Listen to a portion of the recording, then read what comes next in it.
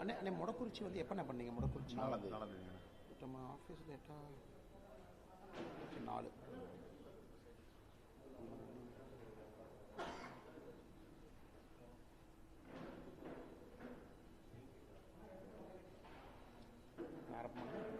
ஆனால் நீங்கள் ரெடினா ஆரம்பிக்கலாம்.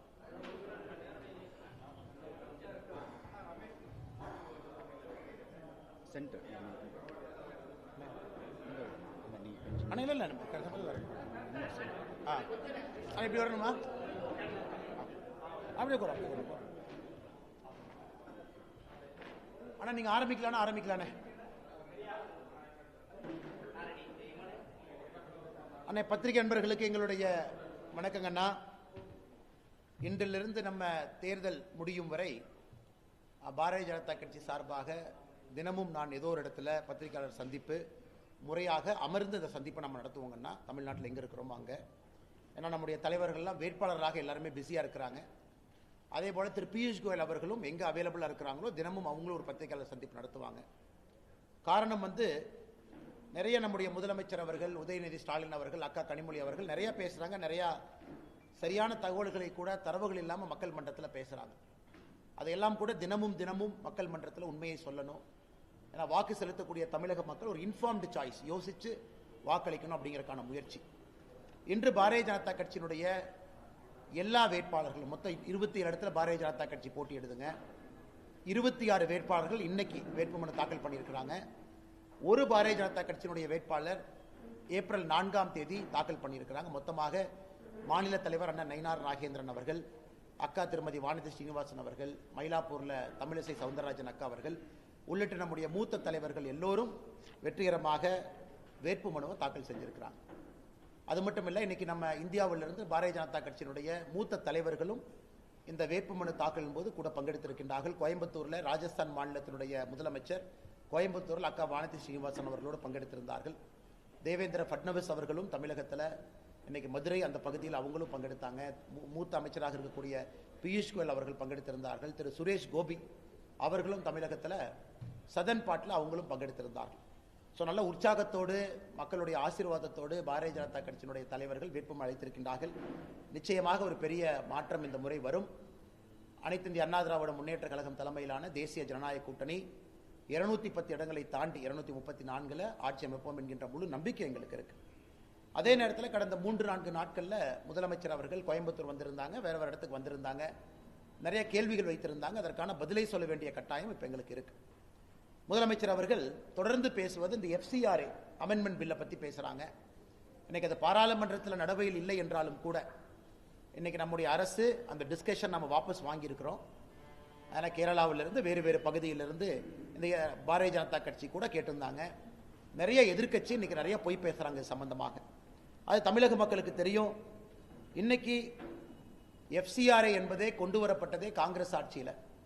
FCRA என்பது ஃபாரின் கான்ட்ரிபியூஷன் ரெகுலேஷன் ஆக்ட். வெளியிருந்து யாராவது பணம் கொடுக்குறாங்கன்னா, அது எங்க இருக்கக்கூடிய NGO அந்த பணத்தை வாங்குறாங்கன்னா அது முறையான முறையில் வாங்கணும் என்பதற்காக திருமதி இந்திரா காந்தி அவர்கள் எமர்ஜென்சி சமயத்தில் வெளியிருந்து பணத்தை கொடுத்து உள்நாட்டில் ஒரு கழகத்தை ஏற்படுத்தக்கூடாது என்பதற்காக FCRA சட்டத்தை முதலாக 1976 கொண்டு வந்தாங்க. அதன் பிறகு FCRA சட்டத்தை மேஜராக கொண்டு வந்த சட்ட திருத்தமும் கூட 2010 அப்பொழுதும் காங்கிரஸ் DMK தான் சட்ட திருத்தத்தை கொண்டு வந்தாங்க.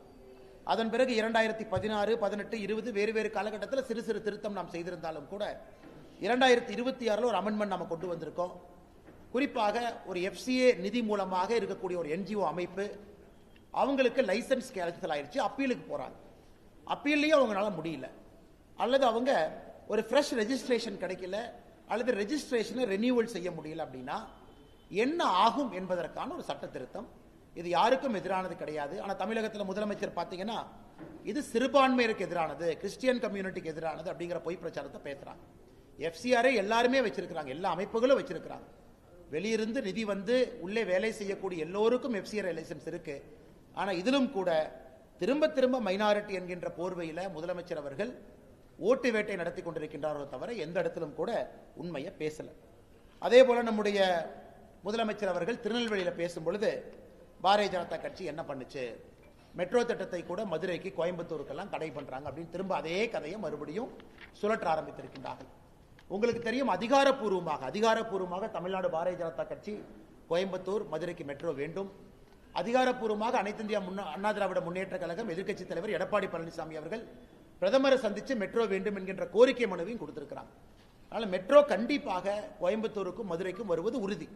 ஆனால் நாங்கள் கேட்பது முதலமைச்சர் அவங்க கிட்ட, மெட்ரோ நீங்க சப்மிட் பண்ண வரைவு அறிக்கை, டிராஃப்ட் ப்ரொபோசல் அல்லது டீடைல்டு ப்ராஜெக்ட் ரிப்போர்ட், நீங்க என்ன பேர் வச்சாலும் கூட அதை மத்திய அரசு திருப்பி அனுப்பியிருக்காங்க. அனுப்பி இந்த ரிப்போர்ட்டை சரி பண்ணி திருப்பி அனுப்புங்கன்னு கேட்டாங்க. இன்னைக்கு ஆட்சி மன்றத்தில் இருந்த நீங்கள் அந்த ரிப்போர்ட்டை திருப்பி அனுப்பிச்சீங்களா இல்லையா மக்கள் மன்றத்தில் சொல்லுங்க. அதாவது மத்திய அரசு உங்களுக்கு திருப்பி அனுப்பின கடிதத்தில் இந்தந்த லாக்குனா இருக்கு, இந்தந்த ப்ராப்ளம் இருக்கு, குறிப்பாக கோயம்புத்தூரை பொறுத்தவரை என்னென்ன பிரச்சனை இருக்குன்னு மென்ஷன் பண்ணியே கொடுத்தாங்க. கோயம்புத்தூரை பொறுத்தவரை ரைட் ஆஃப் வே நீங்க சரியா அதை மென்ஷன் பண்ணல, ரெவென்யூ எப்படி வரும் நீங்க சொன்னீங்க அதுவும் சரியா மென்ஷன் பண்ணல, அதே போல மக்கள் தொகை அடிப்படையில் 2011 சென்சஸை நீங்க அடிப்படையில் வச்சு சொல்லியிருக்கிறீங்க, இன்னைக்கு மக்கள் தொகை ஏறி இருக்கு, 2 மில்லியன் 20 லட்சத்தை தாண்டி இருக்கு அப்படிங்கிற எத்தனையோ விஷயத்தை குறிப்பிட்டும் கூட மாநில அரசு எங்களுக்கு தெரிந்தவரை இதுவரை அந்த ரிப்போர்ட்டை சரி பண்ணி திரும்ப அனுப்பல. அப்படி இருக்கும் பொழுது திராவிட முன்னேற்ற கழகத்துக்கோ முதலமைச்சர் ஐயா ஸ்டாலின் அவர்களுக்கோ மெட்ரோவை பற்றி பேசக்கூடிய எந்த அருகதையும் இல்லை என்றுதான் நாங்கள் சொல்லுகின்றோம், நாங்கள் கருதுகின்றோம். தமிழக மக்கள் அப்படித்தான் நினைக்கிறாங்க. அடுத்து நீங்க பாத்தீங்கன்னா, நான் பத்திரிகையாளர் நண்பர்கள் யாரும் நான் தப்பா சொல்ல, ஆனா நீங்க நண்பர்கள் தப்பா நினைச்சு கூடாது, நான் ஒரு ஆர்குமெண்ட்டுக்காக உங்க முன்னாடி வைக்கிறேன். இப்ப கொஞ்ச நேரத்துக்கு முன்னாடி திமுக சார்ந்து இருக்கக்கூடிய சன் நியூஸ் அவங்க ஒரு செய்தி போடுறாங்க. தேர்தல் நேரத்தில் எப்படி செய்தி போடுறாங்கன்னா, என் செல்போன்ல பாருங்க, தமிழ்நாட்டில் PM ஸ்ரீ கேந்திரிய வித்யாலயாலா, அதில் ஹிந்தி சொல்லிக் கொடுக்க ஆசிரியர் 52 பேர் இருக்காங்க, சான்ஸ்கிரிட் ஆசிரியர் 15 பேர் இருக்கிறாங்க, ஆனால் தமிழ் சொல்லிக் கொடுக்குறவங்க 0 தான் இருக்கிறாங்கன்னு இந்த மாதிரி ஒரு கார்டு போடுறாங்க. ஆனால் அந்த கட்சியை சார்ந்த, உங்களுக்கு தெரியும், அந்த கட்சியை சார்ந்த திராவிட முன்னேற்ற கழகத்தினுடைய MP டாக்டர் கலாநிதி வீராசாமி பாராளுமன்றத்தில் கேள்வி எழுப்புறாங்க, இந்த PM ஸ்ரீ பள்ளியில் கேந்திரிய வித்யாலயால தமிழ் சொல்லிக் கொடுக்க ஆசிரியர்கள் இருக்கிறாங்களான்னு. அதற்கு நம்முடைய அரசு எழுத்துப்பூர்வமாக திரு ஜெயந்த் சௌத்ரி அவர்கள், minister of state, ministry of education எழுத்துப்பூர்வமாக சொல்றாங்க, தமிழ்நாட்டில் அட்டானமஸ் ஆர்கனைசேஷனாக இருக்கக்கூடிய தமிழ் விர்ச்சுவல் அகாடமி மூலமாக 46 கேந்திரிய வித்யாலயால தமிழகத்தில் 40 கேந்திரிய வித்யாலயால தமிழ் படிக்க முடியும் என்கின்ற தரவை கொடுக்குறாங்க. அது மட்டும் இல்ல, மிச்ச இடத்துல கான்ட்ராக்சுவல் டீச்சர்ஸ், அதாவது அவங்க முழுமையான பணியில் இல்லை என்றாலும் கூட கான்ட்ராக்சுவல் டீச்சர்ஸ் நம்ம கொண்டு வந்திருக்கோம். 31 கேவியில நேரடியா பிசிக்கல் மோடுல, ரிமைனிங் கேவியில விர்ச்சுவல் மோடுல, 46 கேவியில 40 கேவியில தமிழ் மூலமாக படிக்க முடியும். அப்படி அதிகாரப்பூர்வமாக நாம் ஒரு திராவிட முன்னேற்ற கழகத்தினுடைய MP அவர்கள் எழுப்பியிருக்கக்கூடிய கேள்விக்கு நம்ம பதில் சொல்றோம். ஆனா இன்னைக்கு திட்டமிட்டு ஊடகத்துல தவறான செய்திகளை அவங்க பரப்பும் பொழுது, அது மக்கள் மன்றத்தில் இந்த எலெக்ஷன் நேரத்தில் அது மக்கள் அந்த செய்தியை பார்க்கும் பொழுது ஏதோ பாரதிய ஜனதா கட்சி தமிழுக்கு எதிராக இருக்கிறது, தமிழ்நாட்டுக்கு எதிராக இருக்கிறது அப்படிங்கிற பிம்பத்தை ஏற்படுத்தும். அதனால் நாங்கள் தேர்தல் ஆணையத்துக்கும் இந்த நேரத்தில் நாங்கள் கம்ப்ளைண்ட் பண்ண இருக்கிறோம். குறிப்பாக இந்த ஊடகத்தில் தவறான ஒரு செய்தியை தேர்தல் நேரத்தில் வேண்டுமென்றே போடுவது ஊடக தர்மத்திற்கும் எதிரானது, அதே நேரத்தில் தேர்தல் நடத்தை விதிக்கும் எதிரானது என்பதை எங்களுடைய சென்னையில் இருக்கக்கூடிய தலைவர்களுக்கு ஃபிளாக் பண்ணியிருக்கோம். முக்கிய தலைவர்கள் எலெக்ஷன் கமிஷனோடு கான்டாக்ட்ல இருக்கிறாங்க, அவங்களும் போய் இன்னைக்கு தேர்தல் ஆணையத்தில் கொடுத்து சட்டப்படி நடவடிக்கை எடுக்க வேண்டும் என்று சொல்வார். அடுத்து முதலமைச்சர் அவர்கள் கோயம்புத்தூருக்கு வந்திருந்த பொழுது திரும்ப அதே புராணத்தை பாடிட்டு போயிருக்கிறாங்க. கோயம்புத்தூருக்கு பாரதிய ஜனதா கட்சி எதுவுமே செய்யல, நாங்க எதுவுமே செய்யல. அந்த கேள்விக்கு பதில் சொல்றதுக்கு முன்னாடி இன்னொரு கேள்வியை நான் சொல்றேன். இன்னைக்கு கோயம்புத்தூருக்கு செந்தில் பாலாஜி அனுப்பிச்சிருக்காரு கோயம்புத்தூர் தெற்கு தொகுதியில் போட்டியிடுவதற்கு. கரூர்ல என்ன சொல்றாரு முதலமைச்சர், கரூர் எல்லாம் சுத்தி வளைச்சிட்டாரு, எதுவுமே விட்டு வைக்கல, என்ன சுத்தி வளைச்சாருன்னு எனக்கு தெரியலீங்க, அதனால இப்ப கோயம்புத்தூர் பக்கம் சுத்தி வளைக்கிறதுக்கு அனுப்புறோம். ஆனா ஆச்சரியம் என்னன்னா, நீங்க பாருங்க, கோயம்புத்தூர் தெற்கு தொகுதியில வேட்பு மனு கொடுத்திருப்பவர்கள் பட்டியல் எடுத்து பார்க்கும் பொழுது 18 சுயேட்சை வேட்பாளர்கள் கரூருக்காரங்க இங்க வந்து வேட்பு மனு தாக்கல் பண்ணியிருக்கிறாங்க. 18 பேர் கோயம்புத்தூர் தெற்கு தொகுதியில 18 பேர் கரூரை சார்ந்தவர்கள் கோயம்புத்தூர் தெற்கு தொகுதியில சுயேட்சை வேட்பாளர். என்ன வேலை அவங்களுக்கு இங்க? அவங்கள படிச்சீங்கன்னா வேட்பு மனு தாக்கல் பண்ணவங்க சுயேட்சை பார்த்தீங்கன்னா விக்னேஸ்வரன், TNHB காந்தி கிராமம் கரூர், முகமது இஸ்மாயில், கண்ணார சந்து, மாவடியான் கோவில் தேரு Karur, Babu 444D railway colony Karur, Praveenkumar Arunachalam Nagar Pasupathi Palayam Karur, Suriyakumar DSP quarters, எல்லாமே TNHB சுத்தியே தாக்கல் பண்ணியிருக்கிறாங்க கரூர். பெருமாள் கோவில் ஸ்ட்ரீட்டு, நெரூர், ராஜபாண்டியன், இந்த மாதிரி Vijayan, Jothivadam east street, Uppidamangalam, Karur. So 18 பேர்த்த எப்பவுமே ஒரு வேட்பாளர்கள் சில இடத்துல போடுவாங்க, சுயேட்சை வேட்பாளர்கள் போடுவாங்க, மாற்று வேட்பாளர்கள் போடுவாங்க. ஆனால் எந்த அளவுக்கு இன்னைக்கு கோயம்புத்தூரில் அநியாயம் நடந்து கொண்டிருக்கிறது என்றால், திரு செந்தில் பாலாஜி போட்டியிடக்கூடிய கோயம்புத்தூர் தெற்கு தொகுதியில் 18 சுயேட்சை வேட்பாளர்கள் கரூர்ல இருந்து வந்து போட்டி போடுறாங்க. எதுக்கு?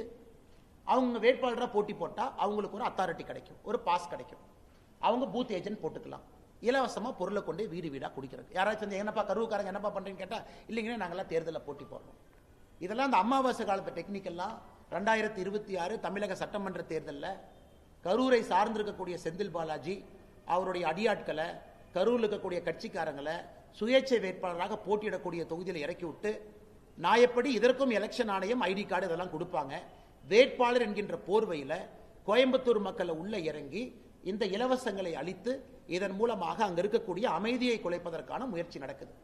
அதனால கோயம்புத்தூர் தெற்கு தொகுதியாக இருக்கட்டும், எந்த தொகுதியாக இருக்கட்டும், எனக்கு இலவச பொருட்களை இந்த மாதிரி போர்வையில் வந்து கொண்டு வரக்கூடியவங்க மீது கடுமையான சட்ட நடவடிக்கை எடுக்கணும்.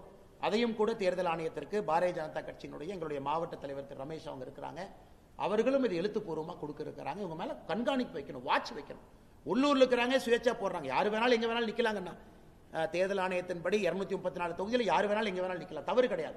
ஆனா 18 பேர் ஒரே ஊர்ல வந்து இன்னொரு ஊர்ல நிக்கிற அநியாயத்தை ஃபர்ஸ்ட் டைம் இந்தியாவில் பார்த்தா நான் பாக்குறேங்கன்னா, அதையும் தேர்தல் ஆணையம் கவனித்துக் கொண்டிருக்கின்றார்களா என்கின்ற கேள்வியும் இந்த நேரத்தில் நாங்கள் எழுப்ப வேண்டிய கட்டாயம் இருக்கு. அதை தாண்டி முதலமைச்சர் அவர்கள் கோவையில பேசும் பொழுது, கோயம்புத்தூருக்கு நம்ம எதுவுமே கொடுக்கலைன்னா, உங்களுக்கு தெரியும் சர்வதேச விமான நிலைய விரிவாக்கம் 2550 கோடி, கோயம்புத்தூர் ரயில்வே நிலைய மறுசீரமைப்பு 800 கோடி, போத்தனூர் ரயில் நிலைய மேம்பாடு 224 கோடி, கோயம்புத்தூர் இருகூர் ரயில் பாதை 38 கோடி, கரூர் கோயம்புத்தூர் பசுமை வழிச்சாலை 3500 கோடி, கோயம்புத்தூர் சிதம்பரம் சாலை அகலப்படுத்தல் 275 கோடி, கோயம்புத்தூர் கிழக்கு பைபாஸ் 750 கோடி, இஎஸ்ஐசி மருத்துவக் கல்லூரி 580 கோடி, எம்எஸ்எம்இ தொழில்நுட்ப மையம் 162 கோடி. அறிக்கை கொடுத்துறோங்கன்னா, ஸ்மார்ட் சிட்டி திட்டம் 1000 கோடி, பிரதம மந்திரி வீடு வழங்கும் திட்டம் கோயம் மாவட்டத்தில் மட்டுமே 31,578 குடும்பங்கள், அம்ருத் திட்டத்தில் 1029 கோடி, 80 திட்டங்கள் முடிவடைஞ்சிருக்கு. சுவநிதி திட்டத்தில் சாலையோர வியாபாரிகள் கோயம்புத்தூர் மாவட்டத்தில் 31,725 பேர் பயன்பெற்றிருக்கிறாங்க. தொழில் முனைவோருக்கான கடன் உதவி திட்டம், பிரதமருடைய முத்ரா திட்டம், இதுவரைக்கும் கோயம்புத்தூருக்கு மட்டுமே 3,04,990 அப்ளிகேஷன் நம்ம கொடுத்துருக்கோம். இந்திரதனுஷ் திட்டம் அதிலையும் நாம் கொடுத்திருக்கின்றோம். சென்னை, பெங்களூரு, கோவை, கொச்சி தொழில் வழித்தடம் 3,806 கோடி, குழாய் மூலமாக நீர் வழங்குதல் அதிலும் பெரும் பகுதியை நம்ம செலவு பண்ணியிருக்கோம். பிரதமருடைய மலிவு விலை மருந்தகங்கள் கோவை மாவட்டத்தில் மட்டுமே 104, தமிழ்நாடு முழுவதும் 1579, இந்த ஒரு மாவட்டம் மட்டுமே 104. ஜனனி சுரக்ஷா திட்டம், அதுல கோயம்புத்தூர்ல 12,497 பயனாளிகள், கர்ப்பிணிகள், குழந்தைகள் இருக்கிறாங்க. இலவச சமையல் எரிவாயு உஜ்வாலா திட்டத்தில் கோயம்புத்தூர் மாவட்டம் மட்டுமே 46,753 பேர் பயனாளிகள் இருக்கிறாங்க.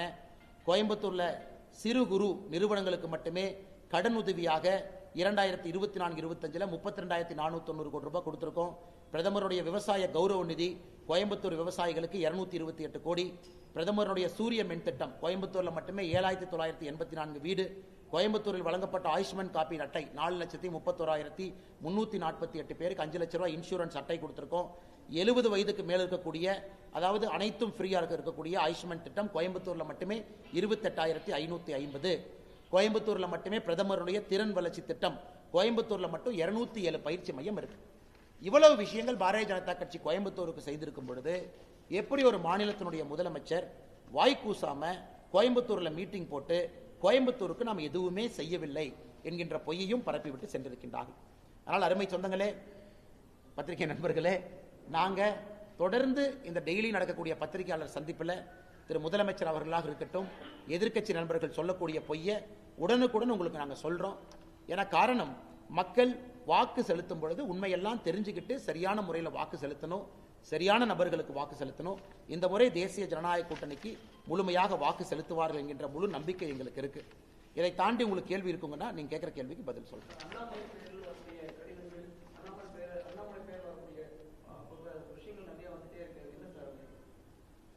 இது எனக்கு ஒரு பெரிய காமெடிங்கண்ணா. நான் இன்னைக்கு ஒரு தமிழ்நாட்டில் ஒரு முதன்மையான ஒரு நியூஸ் பேப்பர், நான் பெரிதும் மதித்து படிக்கக்கூடிய ஒரு தமிழ் நாளிதழில் இந்த செய்தியை போட்டிருந்தாங்க. நான் காலையில் எடிட்டர்கிட்ட பேசினேன். ஆனால் என்னங்கன்னா, நீங்களே இதை நம்பி போட்டீங்கன்னு. இல்லைங்க, அது என்னன்னு தெரியல, நான் பார்க்குறேன் அப்படின்னு சொல்லி சொன்னாங்க. இது எந்த அளவுக்கு இருக்குனாங்கன்னா, நான் ஏதாவது பேசுற மாதிரி இருந்தா நேரா பேசுறாள். பிரதமர்கிட்ட முந்தானேத்து நேராக என்ன பேசணுமோ பிரதமர்கிட்ட பேசுறோம். அகில இந்திய தலைவர் திரு நிதின் நபீன் அவர்களை 2 நாள்ல சந்திக்க போறோம். நம்ம பேசுறோம், எப்படி இருக்கு, என்ன செய்யணும், ஜெயிப்பதற்கு என்னென்ன வேலைகள் செய்யணும், நம்ம கேண்டிடேட்டை எப்படிலாம் நம்ம கூட இருக்கணும், பிரச்சாரத்துக்கு யார் வரணும். அதனால் இன்னைக்கு பார்த்தீங்கன்னா ஒரு லெட்டர் பேடை டைப் படிக்கிறாங்க, ஃபேசிமிலி சிக்னேச்சர், கையெழுத்து கூட கிடையாது, டிஜிட்டல் சிக்னேச்சர் அவங்களே போடுறாங்க, அதை ட்விட்டர் ஐடியில் சர்க்குலேட் பண்ணுறாங்க, அதை வந்து பல இடத்துக்கு போகுது.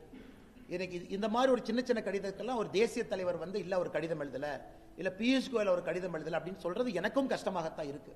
அதனால் தேர்தல் நேரத்தில் நிறைய வருங்கன்னா இது நிறைய வரத்தான் ஆரம்பிக்கும். அதை இல்லை நான் சொல்லலை, நாங்களும் கொஞ்சம் ஃபாஸ்ட்டாக இருக்கணும், நாங்களும் உஷாராக இருக்கணும். அதனால் என் கவனத்துக்கு வரும்பொழுது உடனடியாக எது பொய் அப்படின்னு நம்ம சொல்லிடுறோம். இந்த கடிதம் என்பது முழுமையாக சுத்தமான ஒரு பொய் கடிதம். காரணம், நிதின் நபீன் அவங்களுக்கு எழுதியிருக்காங்க. நான் ஸ்டேஜிலேயே சொல்கிறேன், நான் நிதின் நபீன் அவர்கள் கடிதமே எழுதலை. அதே மாதிரி பிரதமர் மோடி அவர்களுக்கு, அமித்ஷாஜி அவர்களுக்கு சிசின்னு போட்டிருக்காங்க, அது அனைத்தும் பொய். அது பியூஷ் கோயல்ஜி நேற்று எனக்கு ஃபோன் பண்ணாங்க, இல்லைப்பா ப்ரெஸ் மீட்டில் நான் ப்ரெஸ்ஸை பார்க்கும்போது நான் சொல்கிறேன்னாங்க. நான் இல்லை சார், நான் பார்க்கும்போது நான் சொல்லிடுறேன், நான் எனக்கு விடுதல் ப்ரெஸ்ஸை நான் பார்ப்பேன்னு. அதனால் பத்திரிகை நண்பர்கள் தயவு செய்து ஒரு செய்தி போடுறதுக்கு முன்னாடி நாங்கள் எலெக்ஷன் நேரத்தில் எல்லாம் அவைலபிளாக இருக்கும், ஒரு ஃபோன் அடித்து தெளிவு பண்ணிட்டு நீங்கள் போட வேண்டும் என்று அன்போடு கேட்டுக்கொள்கின்றேன். அது மட்டும்தான் எங்களுடைய வேண்டுகோளை தவிர வேறு எதுவும் இல்லைங்க.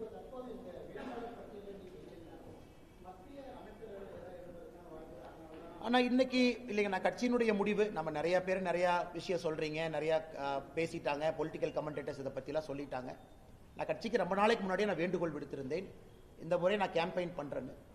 கட்சி அதை ஏற்றுக்கிட்டு கேரளா, புதுச்சேரி 3 நாள் கேரளா போயிட்டாங்கன்னா, நாளைக்கு காலையிலையும் கேரளாவில் தான் இருக்கேன். புதுச்சேரி 3 நாள், நாளைக்கு மத்தியானம் புதுச்சேரியில் இருக்காங்கன்னா, தமிழ்நாடு 9ஆம் தேதி ஆரம்பித்து 21ஆம் தேதி வரை தொடர்ந்து எல்லா நாளும் கேம்பெயினில் தான் இருக்க போகிறோம் அக்ராஸ் தமிழ்நாடு. கட்சியும் அதை ஏற்றுக்கிட்டு இந்த வேலையை செய்யணும்னு சொல்லிட்டாங்க. அதனால் எல்லா வேட்பாளர்கள் இங்கே போட்டியிடுவது மகிழ்ச்சி. அதில் நிறைய பேர் ஜெயிச்சு சட்டமன்றத்துக்கு போகணும். இன்னைக்கு நிறைய அந்த பொய் செய்தியெல்லாம் வருதுங்கிறதுக்காகத்தான் இன்னைக்கு எஸ்பி வேலுமணி அண்ணன் அவர்கள் தாக்கல் செய்த நாமினேஷன் ஃபார்மில் அவர் கூட இருந்து நான் அந்த வேட்புமனுவை அவரோடு சேர்ந்து அண்ணனுக்கு ஆதரவாக தாக்கல் செய்து விட்டு வந்தோம். இங்க இருக்கக்கூடிய எல்லா அனைத்து இந்திய அண்ணா திராவிட முன்னேற்ற கழகத்தினுடைய எல்லா வேட்பாளர்கள், கூட்டணி கட்சியினுடைய எல்லா வேட்பாளர்களுக்கு ஆதரவாக நான் உட்பட பாரதிய ஜனதா கட்சியினுடைய எல்லா தலைவர்கள் தொண்டர்களும் பணி செய்வார்கள். அது எங்களுடைய கடமை. ஆனால் வருத்தம் எது இல்லைங்கண்ணா. காரணம், எல்லா தேர்தலில் எல்லாருமே போட்டியிட முடியாதுங்கண்ணா. இன்னைக்கு இது பாரதிய ஜனதா கட்சி 27 இடத்துல போட்டிடுறோம். பெரும்பான்மையான இடத்துல அனைத்து இந்திய அண்ணா திராவிட முன்னேற்ற கழகம் போட்டிடுறாங்க. அவங்களுக்கு சப்போர்ட் பண்ண வேண்டிய தேர்தல் இது. கட்சி 2025 மார்ச்சில் அந்த முடிவு எடுத்துட்டாங்க. டெல்லியினுடைய பாரதிய ஜனதா கட்சியினுடைய தலைவர்கள் இப்படித்தான் இந்த தேர்தல் இருக்கணும் அப்படின்னு முடிவு எடுத்துட்டாங்க. கடந்த 1.5 ஆண்டுகளாக நீங்க பார்க்குறீங்க, இதுக்கு முழுமையாக கட்டுப்பட்டு கட்சி எடுத்திருக்கக்கூடிய முடிவை சக்சஸ் பண்றதுக்காக வேலையில முழுமையாக இறங்கியிருக்கேன். ஆனால் கட்சிக்கு எப்பவோ தெரியும், என்னுடைய கோரிக்கை ஏற்று கட்சி இந்த வேலையை செய்யணும்னு சொல்லியிருக்காங்க. அதுவும் பிடித்தமான பிரச்சார வேலையை செய்து கொண்டிருக்கின்றேன். அது எனக்கு ரொம்ப சந்தோஷங்கண்ணா. அது மட்டும் இல்லைங்கண்ணா,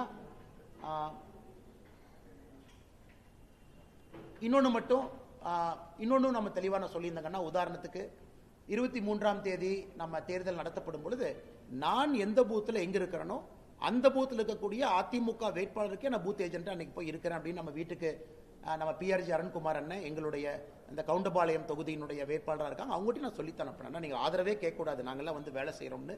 நான் தெளிவாக இருக்கின்றேன். இந்த தேர்தலில் ஏன் ரோல் என்ன, ஏன் பங்கு என்ன, கட்சியினுடைய வேலை என்ன செய்யணும் அப்படிங்கிறத தெளிவாக இருக்கவங்கன்னா அந்த வேலையை கச்சிதமாக செஞ்சு கொடுத்துருவோம்.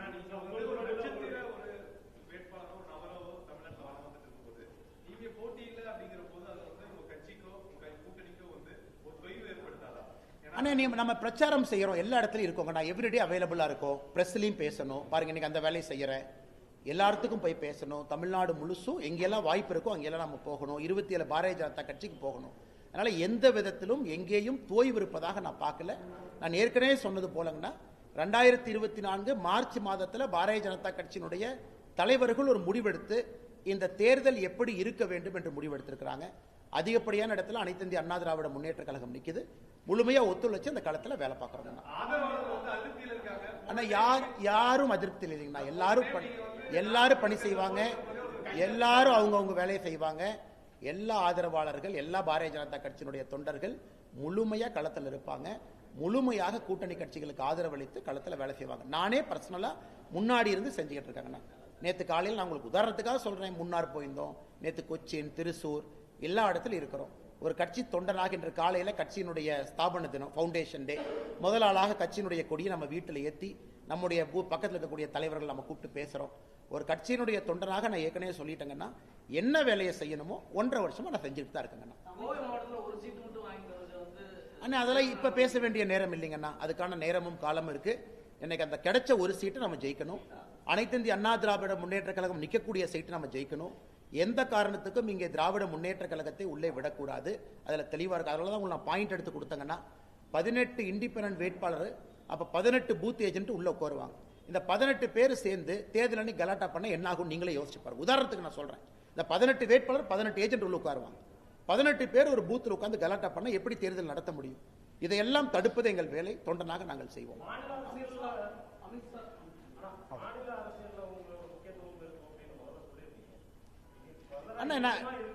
அண்ணா நான் இங்க தமிழ்நாட்டில் என்னுடைய அரசியல் தொடர்ந்து கொண்டே தான் இருக்கும். அதில் எந்த மாற்று கருத்தும் இல்லைங்கன்னா இன்னைக்கு இது செய்யணும்.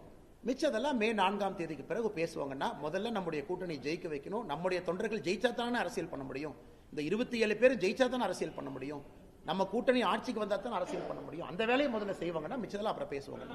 அண்ணா அவர் அதை கேட்டே இருந்தார் சார். அண்ணா பிரதமரை பொறுத்தவரை தமிழகத்தில் உறுதிப்பட்டிருக்கக்கூடிய டேட் 15ஆம் தேதி ஏப்ரல் பிரதமர் அவர்கள் கன்னியாகுமரியில் பிரச்சாரம் பண்றாங்க. இது ஏற்கனவே நம்முடைய தலைவர்கள் தொண்டர்கள் நம்ம சொல்லியிருக்கோம். கோயம்புத்தூர் வர்றாங்க. கோயம்புத்தூர் கன்னியாகுமரி முடித்தவுடன் சில நாட்களில் கோயம்புத்தூர் வர்றாங்க. அந்த டேட்டை முறையாக நம்முடைய தலைவர்கள் அறிவிப்பாங்க. இப்போதைக்கு பிரதமர் 15 ஏப்ரல் கண்டிப்பா கன்னியாகுமரிக்கு வர்றாங்க. கன்னியாகுமரி முடிந்து சில நாட்களில் கோயம்புத்தூர் வர போறாங்க. கோயம்புத்தூர்லயும் ஒரு பெரிய பிரச்சாரம் இருக்கும். அந்த கோயம்புத்தூருக்கான டேட் ஃபர்ம் அப் பண்ணி உங்களுக்கு சொல்லிடுறோம். அண்ணா ஆனா கோயம்புத்தூர் மக்கள் வெளியிருந்து யார் வந்தாலும் ஏத்துக்கிறாங்கண்ணா. இல்லைன்னா இல்ல, அன்போடு பண்போடு பாசத்தோடு பரிவோடு இந்த மக்களுக்கு சேவை செய்யணும்னு நினைச்சா ஏத்துக்கிறாங்க.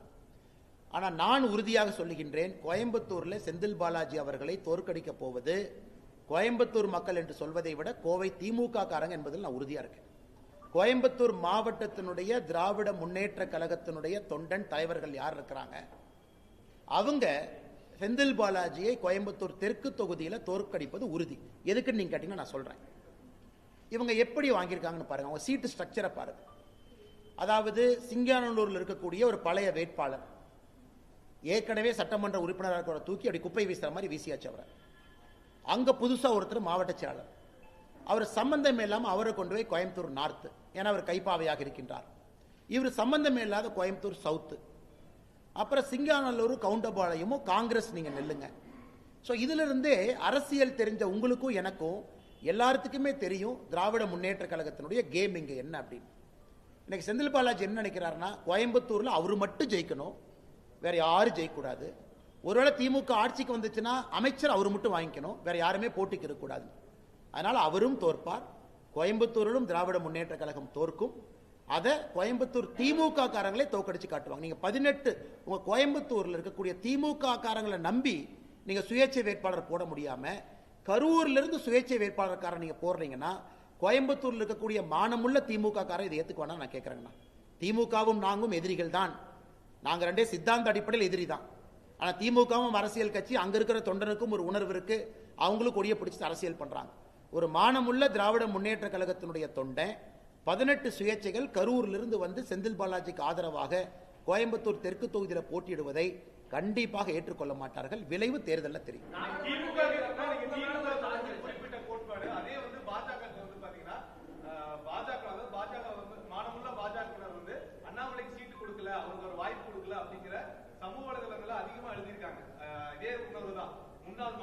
அதுக்கு அண்ணாமலை சீட்டு கேட்டா தானே கொடுப்பாங்க.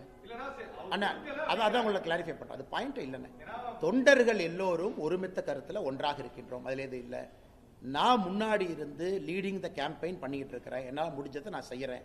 எங்களுக்குள்ள எதுவுமே இல்லை. நான் ஸ்பெசிபிக்கா சொன்னதுங்கன்னா அண்ணன் மூத்த பத்திரிகை அண்ணனுக்கே தெரியும்.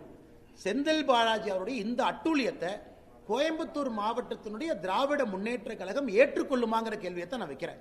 நீங்களே சைலண்டா திமுக காரங்கிட்ட போய் கேளுங்க, அவங்களே ஏத்துக்க மாட்டாங்க. எப்படி ஏத்துக்குவாங்கன்னா எப்படி ஏத்துக்குவாங்க?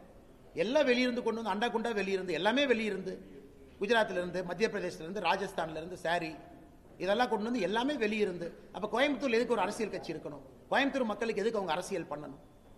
அதனால் தெளிவாக இருக்கின்றோம். களம் முற்றிலும் மாறிவிட்டது. கோயம்புத்தூர் அன்னைக்கு அண்ணன் செந்தில் வேலுமணி அண்ணன் சொன்ன மாதிரி 10க்கு 10 என்பது இன்னைக்கு 11க்கு 11. அவினாசி சேர்த்திக்குவோம். முருகன்ஜி நிற்கிறனால 11-11 நாங்கள் ஜெயிப்போம் என்பது செந்தில் வேலுமணி அண்ணன் காலையில் வேட்புமனு தாக்கல் செஞ்சுட்டு சொன்னாங்க.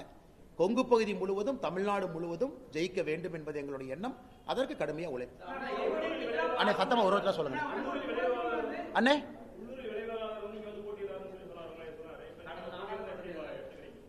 அண்ணா அதான் நான் சொல்றேங்கண்ணா, அதாவது அந்த எப்பவுமே இந்த கிரீக் பிலாசபி படிச்சிங்கன்னாங்கன்னா, ஒரு ராஜா வந்து பக்கத்து நாட்டை பிடிப்பான், அப்போ தப்பிச்சுக்குவான். தூரமாக இருக்கிற நாட்டை பிடிக்க போகும்போது உள்நாட்டை விட்டுருவான். இதான் கதை. என்னை கரூரும் போய் கோயம்புத்தூர்ல எதுவும் இல்லாமல் உள்ளதும் போச்சு நொல்லக்கண்ணா அப்படிங்கிற மாதிரி ரெண்டும் இல்லாமல் ஒரு மனிதர் இருக்கத்தான் போறார். நீங்கள் 4ஆம் தேதி மே அந்த செய்தியை நீங்கள் பார்க்கத்தான் போறீங்க. கரூர் முற்றிலும் இன்னைக்கு திமுக கையில் இருந்தாலும் 4 தொகுதியும் போய் என்னை கோயம்புத்தூர்ல திமுகவுக்கு எந்த தொகுதியும் கிடைக்காத ஒரு நிலைமை வரும்போது அது பேராசை. இது பேராசை. கரூர் 4 வேணும், கோயம்புத்தூர் 10 வேணும், செந்தில் பாலாஜி அனுப்பு. செந்தில் பாலாஜி கடவுளாங்கண்ணா. அதனால கோயம்புத்தூர் மக்கள் தெளிவாக இருக்கின்றார்கள். அம்மன் அர்ஜுன் அவர்கள் மிக தரமான ஒரு வேட்பாளர். கோயம்புத்தூர் தெற்கு தொகுதியை பொறுத்தவரை நடந்து வீதி வீதியாக வீடு வீடாக போகக்கூடிய ஒரு வேட்பாளர். அவருக்கு எங்கிட்ட பிடிச்சதே நடந்து போற ஆளுங்கண்ணா, வண்டியை யூஸ் பண்றது இல்லை. அதனால அம்மன் அர்ஜுன் அவர்கள் அங்க ஃபைட் பண்றாரு, கம்பீட் பண்றாருலாம் ஒண்ணு இல்லைங்கண்ணா. அம்மன் அர்ஜுன் அவர்களுடைய வேகமான வேலையை பார்த்து செந்தில் பாலாஜி அவர்கள் தாக்கு பிடிக்காம வெளியே. கரூர்ல பாருங்க, சரி அண்ணனுக்கு நான் உதாரணம் சொல்றேன். இன்னைக்கு கரூர்ல செந்தில் பாலாஜிக்கு மாற்று வேட்பாளர் யாருங்கண்ணா? கரூர்ல செந்தில் பாலாஜியினுடைய மாற்று வேட்பாளர் அவருடைய சொந்த தம்பி அசோக். இன்னைக்கு அசோக் சைலண்டா நாமினேஷன் ஃபார்மையும் கொடுத்துட்டு இடி 1.5 வருஷமா தேடிச்சு. தமிழ்நாடு போலீஸ் 1.5 வருஷமா கோழி அமுக்கிற மாதிரி அமுத்தி வச்சிருந்தாங்க. அவர் வெளியே உள்ள அந்த அடக்கோழி பார்த்தீங்கன்னா முட்டை போட்டதுக்கு அப்புறம் கோழி அமுத்தி வைக்கிற மாதிரி எங்கேயோ பதுக்கி வச்சிருந்தாங்க. இன்னைக்கு அவங்களுக்கு அந்த பெயில் கிடைத்த பிறகு செந்தில் பாலாஜியினுடைய சகோதரர் திரு அசோக் கரூர் திராவிட முன்னேற்ற கழகத்தினுடைய வேட்பாளரோடு போறார். ஆனா எங்கேயாவது செந்தில் பாலாஜி சொன்னாரா என்னுடைய சகோதரர் அசோக் வந்து டம்மி கேண்டிடேட் நீங்க சொன்னாரானா? அதனால எனக்கு நாளை நான் கரூரை பார்த்துக்கிட்டு இருக்கேன். ஸோ அபிஷியல் டிஎம்கே கேண்டிடேட்னுடைய வேட்பு மனு நிராகரிக்கப்படுதான் நான் பார்த்துக்கிட்டு இருக்கேன். வேணும்னே ஒரு ஃபால்ட்டி டாக்குமெண்ட்டை கொடுத்து நிராகரிக்கப்பட வச்சுட்டு வேற வழி இல்லை, டம்மி வேட்பாளர் அசோக் தான், அவரு தான் உதயசூரியன்ல போட்டிடுவாருங்கிற டிராமாவும் கரூர் நடக்கிறதுக்கு வாய்ப்பு இருக்கு. இவ்வளவு சின்னாபின்னமாய் ஜனநாயகத்தை பண்ணிக்கிட்டு இருக்கிறாங்க. இதுல முதலமைச்சரும் உடந்தையா இருக்கிறாங்க. ஏன் டம்மி வேட்பாளர் கரூர்ல ஆளே கிடைக்கலையாங்கண்ணா? டம்மி வேட்பாளர் போடணும் அப்படின்னா கரூர்ல ஆளே இல்லையா? இன்னைக்கு வானதி ஸ்ரீனிவாசன் அக்காக்கு டம்மி வேட்பாளர் போட்டிருக்கோம். யாருங்கண்ணா? கட்சியினுடைய மூத்த தலைவர் ஒருத்தர் அங்க இருக்கிறார். அங்கேயும் செந்தில் பாலாஜியினுடைய சகோதரர் டம்மி வேட்பாளர். கோவை தெற்குல கரூர்ல இருந்து வந்திருக்கக்கூடிய 18 பேர் இண்டிபெண்டன்ட் கேண்டிடேட்னா இது ஜனநாயகமா இல்லது ஊழல்வாதிகள் நடத்தக்கூடிய கூடாரமா நீங்க கேட்பீங்கல்ல?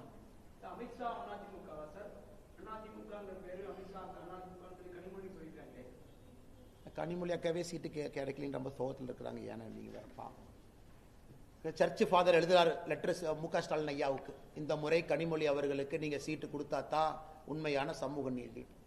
அதனால் முதலமைச்சர் அவர்கள் எந்த காரணத்திற்கும் கூட திருமதி கனிமொழி அக்கா அவர்களுக்கு சீட்டு கொடுப்பதற்கு தயாரா இல்லை. என்ன பெண்ணியம் பேசுறாங்கன்னு அவங்களே எக்ஸ்பிரஸ் பண்றாங்க, நான் வந்து எம்பி வேண்டாம் எம்எல்ஏ நிக்கிறேன்னு. அதே அவங்க பண்ணல. இவங்க என்ன பேசுறாங்க? ஏன்னா உதயநிதி ஸ்டாலின் காம்படிஷனா வந்துருவாங்க. திருமாவளவன் அவர்கள் அவர் எம்பியா இருக்கக்கூடிய அவரு போய் நாமினேஷன் ஃபார்மை தூக்கிட்டு போறாரு காட்டுமன்னார் கோவிலுக்கு. திருமாவளவன் அவர்களை மிரட்டி அந்த வேட்பு மனு வாபஸ் வாங்க வச்சிருக்கிறாங்க. இதை ஏன் நான் சொல்றேன்னாங்கன்னா, புதுச்சேரியில் மொத்தம் 30 இடங்கண்ணா. 16 இடத்துல காங்கிரஸ் நிக்குது, 14 இடத்துல கூட்டணி கட்சி நிக்குது. அவர்களுக்குள்ள கூட்டணி உடன்படிக்கை எட்டாத காரணத்தினால திருமாவளவன் 3 இடத்துல எக்ஸ்ட்ரா போட்டி போடுறார். 3 இடத்துலயும் பானை சிம்பிள் கொடுத்தாச்சு. மார்க்சிஸ்ட் கம்யூனிஸ்ட் கட்சி 3 இடத்துல எக்ஸ்ட்ரா போடுது. காங்கிரஸ் 6 இடத்துல போட்டி போடுறாங்க. நேத்து திருமாவளவன் புதுச்சேரியில் எப்படி பிரச்சாரம் பண்றாருன்னா, தயவு செய்து யாரும் விடுதலை சிறுத்தைகள் கட்சிக்கு ஓட்டு போட வேண்டாம், பானை சின்னத்திற்கு ஓட்டு போட வேண்டாம், கட்சியினுடைய கட்டுப்பாட்டை மீறி 3 பேர் போட்டி போடுறாங்கன்னு. அதனால திருமாவளவன் நிலைமையை நினைச்சு பார்த்தா எனக்கே பாவமா இருக்கு. ஒரு கட்சியினுடைய தலைவர் கட்சிக்கு ஓட்டு கேட்பாரு, ஆனா திருமாவளவன் புதுச்சேரியில 3 பேர்த்துக்கு எக்ஸ்ட்ரா ஓட்டு போடாதீங்கன்னு சொல்றாரு. தமிழ்நாட்டில் கொடுத்த வேட்பு மனுவை வாபஸ் வாங்கக்கூடிய நிலைமையில திருமாவளவன் அவங்க இருக்கிறாங்க. இதுதான் தமிழகத்தினுடைய சமூக நீதி. ஏன்னா இங்க மேடம் இருக்கிறாங்க, ஒரு ஆங்கில பத்திரிகைக்கு திருமாவளவன் அவர்கள் பேட்டி எடுத்த போது என்ன சொன்னாங்க? தமிழ்நாடு அரசியல் களம் மாறுது, கூட்டணி ஆட்சிக்கு வாய்ப்பு இருக்கிற மாதிரி தெரியுது, அப்ப என்னுடைய குரல் அங்க இருந்தா தான் சரியா இருக்கும். அப்ப இவர் என்ன எதிர்பார்த்தாரு? டிஎம்கே மெஜாரிட்டிக்கு வராது, நாமளும் போட்டு எம்எல்ஏ ஆயிக்கலாம், ஒரு கொலிஷன் கவர்மெண்ட் வந்தா ஒரு மினிஸ்டரோ டெப்டி சிஎம் வாங்கிக்கலாம் ஐடியா பண்ணார். இன்னைக்கு திமுக ஏங்க இதெல்லாம் வெளிப்படையா சொல்றீங்க, நம்ம ஆட்சிக்கு வர மாட்டோம் மக்களுக்கு தெரியும், நீங்க எதுக்கு வெளிப்படையா அந்த மாதிரி சொல்றீங்க, அதனால நீங்க வேட்புமனு வாபஸ் வாங்குங்கன்னு அண்ணன் திருமாவளவன் அவர்களை கொச்சைப்படுத்தி இருக்கின்றார்கள், கேவலைப்படுத்தி இருக்கின்றார்கள். தமிழகத்தில் இருக்கக்கூடிய தலித் சமுதாயத்தினுடைய பெருமக்கள் இதை பார்த்து கொண்டிருக்கின்றார்கள். எஸ்சி எஸ்டி சமுதாயத்தினுடைய தலைவர்கள் தொண்டர்கள் பார்த்து கொண்டிருக்கின்றார்கள். அவருடைய தலைவருக்கு நடந்த அநியாயம் இது சமூக நீதிக்கு எதிரானது என்பது எங்களுடைய கருத்து. அண்ணா கோயம்புத்தூர்ல பட்டி போட முடியாதுங்கண்ணா, ஏன்னா சவுத்துல இடம் இல்லை.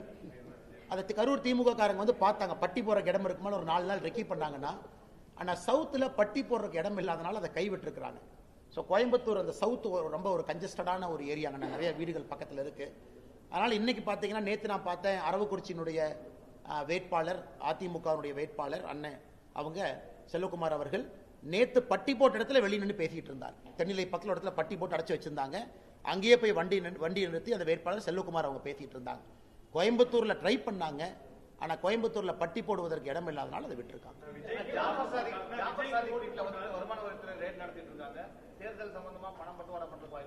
நாங்கள் அந்த இடியினுடைய பிரஸ் நோட், இன்கம் டாக்ஸுடைய பிரஸ் நோட்டுக்கு வெயிட் பண்றோங்கண்ணா. இன்கம் டாக்ஸ் அவங்க எல்லாம் முடிச்சுட்டு பிரஸ் நோட் ரிலீஸ் பண்ணுவாங்க அதிகாரப்பூர்வமாக.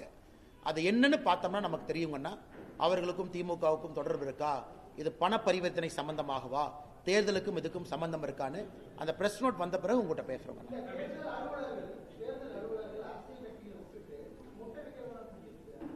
அண்ணா அது ரொம்ப கஷ்டம் தானே. நேற்று பிரச்சாரத்தில் கூட அண்ணே சொன்னார், அண்ணே ஹாஸ்பிட்டலுக்கு போயிட்டு இருந்தேனே 50,000 ரூபாய் பணம் வச்சிருந்தே பிடிச்சி கொண்டே உட்கார வச்சுட்டாங்கண்ணே. அதனால தேர்தல் ஆணையம் கொஞ்சம் மனிதாபிமான அடிப்படையில் வேலை பார்க்கணும். ஏன்னா இது தேர்தல் நேரத்தில் மட்டும் கம்பீரமாக வர்றாங்க தேர்தல் ஆணையம். உண்மையால எத்தனையோ அரசியல் கட்சிகள் இலவசத்தை கொடுக்குறாங்க, எந்த இலவசத்தை பிடிச்ச மாதிரி எனக்கு தெரியல. கோயம்புத்தூர் தெற்கு தொகுதியில் எவ்வளோ அநியாயம் பண்ணுறானுங்க, அவனுங்களாத்தையும் போய் பிடிக்கணும். ஆனால் அப்பாவி பொதுமக்கள் மாட்டுறாங்க. ஆனால் எலெக்ஷன் நேரத்தில் நாமளும் கேர்ஃபுல்லாக தாங்க இருக்கணும். ஏன்னா சொல்லுவாங்களா, பணமரத்துக்கு கீழே உட்கார்ந்தா கூட கல் குடிக்கணும்னு நினச்சிக்குவாங்களாமா. பணமரத்துக்கு கீழே உட்கார்ந்தா கூட, நாம் பணமரத்துக்கு பக்கத்தில் உட்காரக்கூடாது. அதனால் தேர்தல் நேரத்தில் பொறுப்புணர்வோடு பணம் எடுத்துகிட்டு போனால் கூட தயவு செஞ்சு கொஞ்சம் குறைவாக எடுத்துகிட்டு போங்க, கரெக்டாக டாக்குமெண்ட்டோடு எடுத்துகிட்டு போங்க. பொதுமக்களுக்கு நிறைய இடத்துல தொந்தரவு ஆகுது, இல்லை என்று சொல்லவில்லை. தேர்தல் ஆணையம் அதை கருத்தில் கொள்ளுங்க. அண்ணா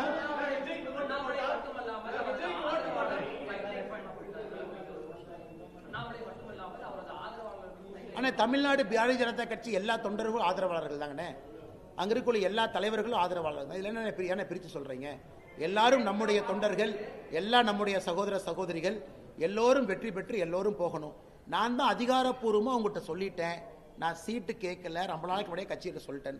உங்களுக்கு டவுட்டாக இருந்தால் நீங்கள் தலைவர்கிட்ட கிளாரிஃபை பண்ணலாம். பியூஷ் கோயல்ஜிட்ட அண்ணாமலை சொன்னது உண்மைங்களா நீங்கள் கிளாரிஃபை பண்ணுங்க. அல்லது நிதின் நபீன்ஜி எங்களுடைய அகில இந்திய தலைவர் தமிழ்நாட்டுக்கு டூர் வரும்போது தயவு செஞ்சு கிளாரிஃபை பண்ணுங்க. ஆனால் பொய்யா நான் சொல்கிறேன், கட்சி எனக்கு இந்த முறை நீ பிரச்சாரம் பண்ணுப்பாங்கிற பொறுப்பை கொடுத்துருக்கு, அந்த பொறுப்பை நாம் செய்கிறோம். இதில் உண்மைக்கு புறம்பா யாரோ 2 பேர் ஒரு டிவியில் கருத்து சொல்கிறாங்கன்னா அது உண்மையாயிருமாங்கன்னா நீ கேட்கறக்காக நான் கிளாரிஃபை பண்ணுறேன். எல்லோருக்கும் ஒரு பொறுப்பு. அதே போல இந்த முறை வேட்பாளராக சில பேர் இருக்கு. இல்லை அப்படின்னா 2029 லோக்சபா தமிழ்நாடு குறைந்தபட்சம் 59 லோக்சபா சீட்டு வரும், குறைஞ்சபட்சம் 59 லோக்சபா சீட்டு. அதுல இந்த முறை யாருக்கு வாய்ப்பு கிடைக்கலையோ பாரதிய ஜனதா கட்சியினுடைய தலைவர்கள் அடுத்த முறை போட்டியிட போறாங்க. அந்த எலெக்ஷன் 2 வருஷத்துல வரப்போகுது. இன்னைக்கு எம்எல்ஏ எலெக்ஷன்ல நிறைய தலைவர்கள் போட்டி போடுறாங்க. வாய்ப்பு கிடைக்காதவங்க 2029 லோக்சபால போட்டி போடுவாங்க. அங்கேயும் எங்களுக்கு தலைவர்கள் வேண்டும் அல்லங்கண்ணா. லோக்சபா எலெக்ஷன்லயும் பாரதிய ஜனதா கட்சி நிக்கணும் அல்லங்கண்ணா. இன்னைக்கு இந்த 1/3 உமன் ரிசர்வேஷன் பில் வந்தா தமிழ்நாடு குறைஞ்சபட்சம் 59 லோக்சபா சீட் உறுதியா 2029. அதனால அங்கேயும் போட்டியிடணும், எல்லா இடத்துலையும் போட்டியிடணும். எல்லா தலைவர்களுக்கும் தெரியும் யாரை எங்கே போட்டியிட சொல்ல வேண்டும் என்பது.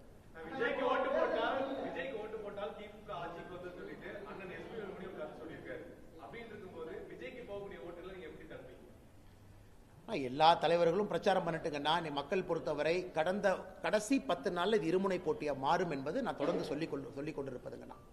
Election will always become a 2 corner contest. Last 2 வீக்ஸ்ங்கண்ணா, கடைசி 2 வாரம் அப்படித்தான் மாறும். ஏன்னா மக்களுக்கு அந்த ட்ரெண்ட் தெரிஞ்சிடும். சில பேர் நினைப்பாங்க இப்போ ஓட்டு போட வேண்டாம், அடுத்த எலெக்ஷன் போடலாம், இப்போ அவங்க 2 பேர் தான் நிற்கிறாங்க, இவங்களுக்கு போடலாம், இவங்களுக்கு போட்ட ஒரு வேளை இவங்க வந்துருவாங்களோ வேண்டாம். மக்கள் ரொம்ப புத்திசாலிகள்னா, அதாவது இந்தியாவுடைய வாக்காளர்கள் ரொம்ப யோசிச்சு ஓட்டு போடுறவங்க. ஆனால் விஜய் அவர்கள் அரசியல் வந்ததை நான் முதல்ல இருந்து சொல்றேன், வரவேற்கிறேன், இருக்கட்டும், களத்தில் இருக்கட்டும். ஆனா கடைசி 10 நாள் இந்த களம் என்பது திராவிட முன்னேற்ற கழகம் ஆட்சியில் இருக்கக்கூடிய கூட்டணி, அனைத்து இந்திய அண்ணா திராவிட முன்னேற்ற கழகத்தினுடைய என்டிஏ கூட்டணி, உங்க 2 பேர் தான் ரேஸ்ல இருப்பாங்க. லாஸ்ட் 2 வீக்ஸ்ல நீங்களே கண்கூட பார்க்க போறீங்க. அப்படிதான் களம் மாறும். களம் மாற ஆரம்பிச்சிருச்சு. லாஸ்ட் 2 வாரத்தில் நமக்கு தெரியும். ஆனால் கேரளாவை பொறுத்தவரை பாரதிய ஜனதா கட்சி உறுதியாக நிறைய இடத்துல வெற்றி பெறுவாங்க. திருவனந்தபுரத்தில் நெம்மம் ஆரம்பித்து பாலக்காடு, உதாரணத்துக்கு நேற்று திரிசூரில் பார்த்தங்கன்னா ஒரு சிட்டிங் கம்யூனிஸ்ட் எம்எல்ஏ முகுந்தன் என்கின்ற ஒரு எம்எல்ஏ நாட்டிகா என்கின்ற தொகுதியில் நம்மகிட்ட வந்து போட்டி போடுறாரு. அது எஸ்சி ரிசர்வ்டு தொகுதி, அங்கேயும் வெற்றி வாய்ப்பு. தேவிகுளத்தில் நம்ம தமிழ்காரர் ராஜேந்திரன் 3 முறை கம்யூனிஸ்ட் எம்எல்ஏவா இருந்தவர் 2026 பாரதிய ஜனதா கட்சி வேட்பாளராக போட்டி போடுறாரு. நிறைய பார்க்குறாங்கன்னா மேலே காசர்கோடில் பார்த்தீங்கன்னா சுரேந்திரன் அவங்க வெட்டி போடுறாங்க. அப்புறம் முன்னாள் முதலமைச்சருடைய டாக்டர் அவங்க பாரதிய ஜனதா கட்சியில் திரிசூர் தொகுதியில் போட்டி போடுறாங்க. அதனால் நிறைய இடத்துல வெற்றி வாய்ப்புகள் இருக்கு. என்னை பொறுத்தவரை கேரளா பாரதிய ஜனதா கட்சிக்கு 2026 ஒரு திருப்பு முனையாக இருக்கும் என்பதில் எந்த மாற்று கருத்தும் இல்லை. முரளிதரன் அவர்களுடைய தொகுதி ரொம்ப சிறப்பாக இருக்கிறது. அதே போல ஸ்ரீலேகா ஐபிஎஸ் ஆஃபீஸர், முன்னாள் டிஜிபி, அவங்க தொகுதி சிறப்பாக இருக்கு. ராஜீவ் சந்திரசேகர் அவங்க தொகுதி சிறப்பாக இருக்கு. நாங்கள் நிறைய எதிர்பார்க்கிறோம். கேரள மக்கள் அன்பை காட்டுவார்கள் நினைக்கிறோம்னா புதுச்சேரி உறுதியாக தேசிய ஜனநாயக கூட்டணி ஆட்சிக்கு வருது. உறுதியா 10 இடத்துல பாரதிய ஜனதா கட்சி இருக்கும். ஐயா என் ரங்கசாமி ஐயாவும் அதிக இடத்துல நிற்கிறாங்க. லட்சிய ஜனநாயக கட்சி 2 இடத்துல போட்டி போடுறாங்க. உறுதியா 30ல் 20க்கு குறையாம தேசிய ஜனநாயக கூட்டணி புதுச்சேரியில் ஆட்சியை மறுபடியும் பிடிப்போம். என்ன மனக்கசப்புனா? நான் வடக்கு தொகுதி கேட்டேன் யாருன்னா சொன்னாங்க? நான் வடக்கு தொகுதி கேட்டேன். அண்ணா ஒரு நிமிஷம், நான் வடக்கு தொகுதி கேட்டேன் யாருன்னா சொன்னாங்க? ஒருத்தர் கேட்டார் அண்ணே நாகர்கோவில் கேட்டீங்கன்னு, ஒருத்தர் கேட்டார் அண்ணே மொடக்குறிச்சி கேட்டீங்க, மொடக்குறிச்சி தலைவர் இங்க இருக்கிறாரு. ஒருத்தர் கேட்டார் அண்ணே நீங்க திருப்பத்தூர் கேட்டீங்கன்னு. அண்ணா தொண்டர்களுக்கு ஆர்வம் இருக்கலாம், தலைவர்களுக்கு ஆர்வம் இருக்கலாம். எலெக்ஷன்ல நம்ம போட்டியிடுவதற்காக விருப்பத்தையே கொடுக்காதப்ப நம்ம எந்த தொகுதி கேட்க போறோம்? வானதி அக்கா அவர்கள் வடக்கு தொகுதியில் எத்தனை நாளா வேலை பார்க்கறான்னு உங்களுக்கு தெரியும், எனக்கு தெரியும். கோயம்புத்தூருடைய சவுத் எம்எல்ஏவாக இருந்தாங்க. அவங்க நார்த்தில் வேலை பார்த்துட்டு இருந்தது எல்லோருக்குமே தெரியும். அவங்க அதில் முழுமையாக இருந்தாங்க. நிறைய மக்கள் நல பணிகளை தொடர்ந்து செஞ்சுக்கிட்டு இருந்தாங்க. அதனால் இது ஊடகங்களில் ஒரு செய்தி எழுதும் பொழுது அதற்கு நான் ஒன்னொன்றுக்கு ரெஸ்பாண்ட் பண்ணால் அது சரியா இருக்காதுங்கண்ணா. அதனால எல்லோரையும் ஜெயிக்க வைப்பது எங்களுடைய கடமை. அந்த வேலையை செய்யுங்க.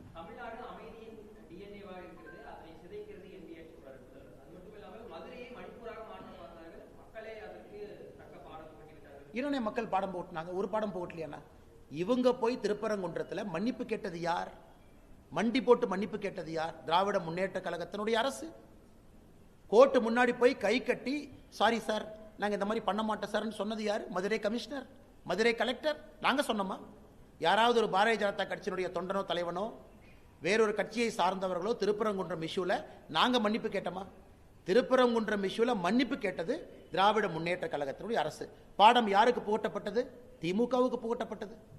அதே போல தமிழ்நாடு இன்னைக்கு அமைதி பூங்காவா இருக்காங்கன்னா எத்தனை கொலைகள், எத்தனை கற்பழிப்பெல்லாம் நம்ம பேசுறாங்க. அடுத்து பிரச்சாரத்தில் பேசுறோம் புள்ளி விவரத்தோடு. எத்தனை நடக்குது? இதன் அமைதி பூங்காவா இருக்கா? இந்தியாவில் இன்னைக்கு சட்டம் ஒழுங்குல அதல பாதாளத்தில் ஒரு நாடு இருக்குன்னா நம்முடைய தமிழ்நாடு தான். அதனால முதலமைச்சர் அவர்கள் எந்த ஊர்ல இருந்து பார்த்து பேசுறாருன்னு தெரியலீங்கன்னா அவர் இன்னும் கொஞ்ச நாள் ஒரு வாரம் சுத்தினாருன்னா களம் தெரிஞ்சிடும். இப்பதான் மக்களை முதலாக பாக்குறாங்க. இத்தனை நாளா கட்சிக்காரங்களை தான் பார்த்துக்கிட்டு இருந்தார். ஒரு 10 நாள் தான் மக்களை பார்க்கறாங்க. அதனால முதலமைச்சருக்கே தெரியும் மக்களுடைய கோபம் எல்லை கடங்காத ஒரு கோபமாக இருக்கிறது என்பது அவருக்கு தெரியும். ஆனா எல்லாருக்குமே பண்றோம். இப்ப வேலுமணி அண்ணனுக்கு போய் நம்ம நாமினேஷன் ஃபார்ம் கொடுத்துட்டு வந்தோம். நான் கூட அண்ணன் கூட இருந்தோம். அண்ணனுக்கு ஆதரவு தெரிவிச்சிருக்கிறோம். எல்லா அன்னைக்கு நம்ம கோயம்புத்தூர்ல இருக்கக்கூடிய எல்லா நம்முடைய அதிமுக வேட்பாளர்கள் எல்லாத்துக்கும் நம்ம போகணும். தமிழ்நாடு முழுவதும் போகணுங்கன்னா இந்த 14 நாள்ல எவ்வளவு செய்ய முடியுமோ எல்லாத்துக்கும் நம்ம செஞ்சிடணும். ஆனா வடக்கு தொகுதி வானதி அக்கா எளிதாக கண்ணை மூடிக்கொண்டு ஜெயிப்பாங்க. ஏன்னா மக்களுடைய ஆதரவு, பெரும் ஆதரவு பாரதிய ஜனதா கட்சிக்கு, வானதி அக்காக்கு எல்லாருக்குமே வடக்கு தொகுதியில் பெரும் ஆதரவு இருக்கு. அனைத்து இந்திய அண்ணா திராவிட முன்னேற்ற கழகம் ஸ்ட்ராங்கா இருக்கிறாங்க. பாரதிய ஜனதா கட்சி ஸ்ட்ராங்கா இருக்கு. கோயம்புத்தூர் தெற்கு தொகுதியில் நீங்க நான் சொல்ற எழுதி வச்சுக்கங்க. அம்மன் அர்ஜுன் அண்ணன் ஒரு வரலாறு காணாத வெற்றி அவர் பெற போறார். நீங்க எழுதி வச்சுக்கங்க. வீடு வீடாக சென்று சந்து புந்தெல்லாம் போயிட்டு இருக்காங்க. இவங்க அண்டாவை தூக்கிட்டு இங்கே 2 பேர் திமுக காரங்க ஓடிட்டு இருக்கிறாங்க. அதனால கோயம்புத்தூரை பொறுத்த வரைக்கும் எங்கேயுமே கடுமையான பிரச்சாரம் என்று சொல்வதை விட மக்களை சந்தித்து அன்பை கேட்டால் போதும், மக்கள் ஓட்டு போட்டுருவாங்க. கோயம்புத்தூருக்குள்ள எங்கேயுமே பிரச்சனை இருப்பதாக நான் பார்க்கலீங்கண்ணா. எங்கேயுமே பிரச்சனை இல்லை. ஆமாங்க மேடம் அதை பத்தி நிறைய ஆர்டிக்கல் எழுதுறாங்க. இன்னைக்கு ஒரு பாரதிய ஜனதா கட்சியினுடைய எம்எல்ஏ அங்க கோயம்புத்தூர் நார்த் வந்த பிறகு குறைகள் இருக்கு, நான் இல்லைன்னு சொல்லலீங்க. எம்எஸ்எம்இக்கு நம்ம நிறைய பண்ணியிருக்கோம். நான் டேட்டாலாம் படித்தேன். இருந்தும் இந்த உலக காலச்சக்கரத்தில் எம்எஸ்எம்இ கொஞ்சம் பிரச்சனைகள் கோயம்புத்தூர்ல இருக்கு. ஒரு வலுவான குரலாக நம்முடைய சட்டமன்ற உறுப்பினர் அவங்க இருப்பாங்க. ஒரு ஸ்பெஷல் இன்ட்ரெஸ்ட் எடுத்து நாங்கள் சரி பண்ண போகிறோம். பண்ணிக்கிட்டே முடிஞ்சதை செஞ்சுக்கிட்டே இருக்கோம். ஏன்னா நிறைய இன்னைக்கு ஜியோ பொலிட்டிக்கல் ரிஸ்கில் கோயம்புத்தூருடைய எம்எஸ்எம்இ இருக்குது. அதனால் உறுதியாக தனி கவனம் கோயம்புத்தூருடைய எம்எஸ்எம்இக்கு நாங்கள் கொடுத்து உறுதியாக நாங்கள் அதை சரி செய்வோம் என்கின்ற நம்பிக்கையை நாங்கள் அளிக்கின்றோம்.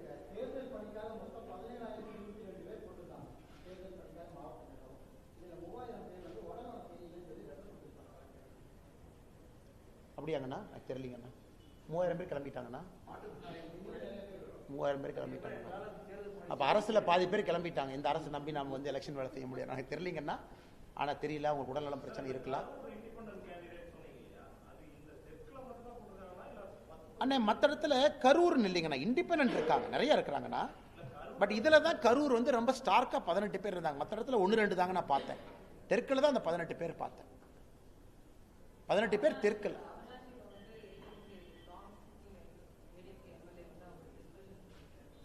நேற்று முருகன் ஐயா அவர்கள் முன்னாள் சபாநாயகரை வீட்டில் போய் சந்திச்சு ஐயாவுடைய காலில் விழுந்து ஆசீர்வாதம் முருகன் ஐயா வாங்கிட்டு வந்திருக்கிறாங்க. இன்னைக்கு மத்தியானம் மிக பிரம்மாண்டமான ஒரு வேட்புமனு தாக்கல் அவினாஷியில் நடந்திருக்கு. ஒரு 8000 பேர்த்துக்கு மேலே தொண்டர்கள் தலைவர்கள் வந்து திரு எல் முருகன் ஐயா அவர்களுக்கு பெரும் ஆதரவோடு வேட்புமனு விழா நடந்திருக்கிறது. ஆனால் அவினாஷியை பொறுத்தவரை கடந்த முறை எப்படி ஏடிஎம்கே 50,000த்திற்கு மேற்பட்ட வாக்கு வித்தியாசத்தில் வெற்றி பெற்றார்களோ இந்த முறை பாரதிய ஜனதா கட்சி ஏடிஎம்கே நாங்கள் இணைந்து அதை விட பெரிய மார்ஜினில் நம்ம ஜெயிக்க போகிறோம். நேற்றே ஐயா தனபால் அவங்களை சந்திச்சுட்டு வந்துட்டாங்க. அவரும் தனபால் அவர்களும் ஊடகத்தில் இந்த ரூமருக்கெல்லாம் முற்றுப்புள்ளி வைத்து அவரும் ஒரு செய்தி வெளியிட்டிருக்கிறாங்க. அதனால் எந்த பிரச்சனையும் இருப்பதாக நாங்கள் பார்க்கவில்லை.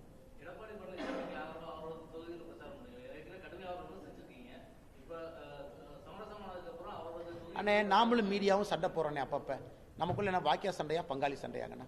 நீங்களே எங்கிட்ட சண்டை போடுறீங்க, நமக்குள்ள என்ன வாக்கியா சண்டையா பங்காளி? அதுக்கப்புறம் நீங்கள் நானும் அன்பாக தான் பேசிக்கிறோம். வாழ்க்கை அப்படித்தாங்கண்ணா. இதில் வந்து கசப்புகளை உள்ளே வச்சுக்கிட்டு சுமந்து போகிற அளவுக்கு நம்ம டாட்டாய்ஸ் மாதிரி 300 வருஷம் 600 வருஷம்லாம் வாழ்ந்தீங்கன்னா வாழ்கிறது 80 வருஷம். அதனால் கசப்புகள் இருந்ததுன்னா அதெல்லாம் அன்றைக்கே போயிருச்சுங்கன்னா.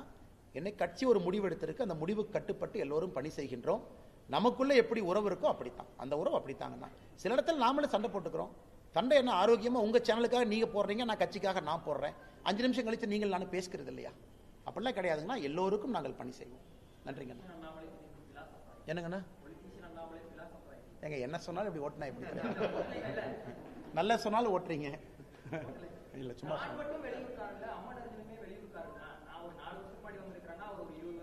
அண்ணா அந்த வெளியூருக்காரர் உள்ளூர்காரருக்குள்ள நான் போகலீங்கண்ணா. நான் சொல்றேன், அந்த கேள்விக்கு தான் சொல்றாங்கண்ணா. வெளியூர் உள்ளூர் எலெக்ஷன்ல ஓகேங்கண்ணா, இட்ஸ் ஓகே. மக்கள் ஏத்துக்கிட்டாங்க, நீங்க உள்ளூர்ல இருந்து பணி செய்றீங்க, எல்லாம் ஓகே. நான் இன்னைக்கு ஸ்பெசிபிக்கா செந்தில் பாலாஜி கோயம்புத்தூர்ல வந்து போட்டியிடுறதுக்கு உரிமை இருக்கா? உரிமை இருக்கு, அதை நான் தடுக்கல. உரிமை இருக்கு, பண்ணுங்க. நான் கோயம்புத்தூர் மக்களுக்காக வர்றேன், பண்ணுங்க. நான் சொல்வது நீங்க எப்படி அந்த எலெக்ஷனை கையாளுறீங்க அப்படிங்கறத நான் சொல்றேன். நீங்களா கோயம்புத்தூர் இருக்கக்கூடிய திமுக காரங்க எல்லாம் காலி பண்ணி புதுசா உங்களுக்கு தேவையான திமுக காரங்களை எல்லாம் வளர்த்தி விட்டு சீட்டை இப்படி எப்படி மாத்தி உங்க தொகுதியில் இருக்கக்கூடிய இண்டிபெண்டன்ட்டே கரூர்ல இருந்து கூட்டு வந்து போடுறது, இது வெளியூர் உள்ளூர் அரசியலா அப்படிங்கிற கேள்விதான் உங்க முன்னாடி வைக்கிறாங்கண்ணா. செந்தில் பாலாஜி போட்டியிடுவதற்கான உரிமை அவருக்கு இருக்கு, போட்டியிடட்டும். ஆனா போட்டியிடுகின்ற முறை இருக்குல்லங்கண்ணா, எல்லாமே இம்போர்ட் பண்ணித்தான் நான் பண்ணுவேன். லோக்கல் டிஎம்கே யாரையும் பக்கத்தில் கூட விட மாட்டேன், யாரையும் நான் நம்ப மாட்டேன் அப்படின்னு சொல்வது எப்படி உள்ளூரில் இருக்கக்கூடிய திராவிட முன்னேற்ற கழகத்தினுடைய தொண்டர்கள் தலைவர்கள் அதை ஏற்றுக்கொள்வார்கள் என்கிற குற்றச்சாட்டை தான் நாங்கள் வைக்கிறோம். நன்றிங்கண்ணா.